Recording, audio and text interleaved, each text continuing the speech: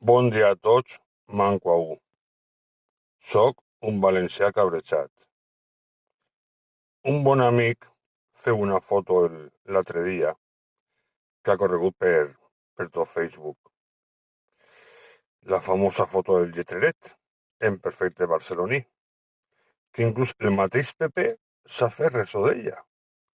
És que crearen la BL. Qui anava a dir-ho? Pues en el lletreret, que està en perfecte barceloní, no han tingut vergonya en penjar-lo. És cert que anaren uns icons, el retocaren, el corregiren, per així dir-ho, i l'Ajuntament tardà gens en llevar-lo. El lletrer ara mateix no està.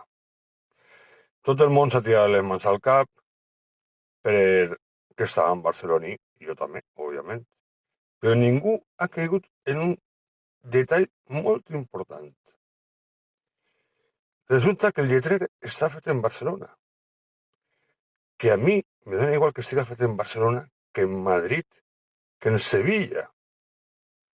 Però què passa en tant d'autor? Que no n'hi ha empreses en València que se dediquen a fer aquestes coses? Que empleen així a la gent? Que creen riquesa així en València? Que tenim que anar sempre fora? M'ho voleu explicar? Perquè és que jo no ho entenc. Jo no ho entenc.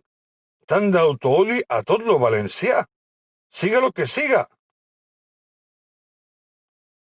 Doneu vergonya. Bueno, i per acabar, una cita. Si no fóreu ingrats a la llet que haveu mamat i a la pàtria on són nascuts, no deixaríeu que als vostres clàssics valencians els catalans se'ls volgueren aplicar.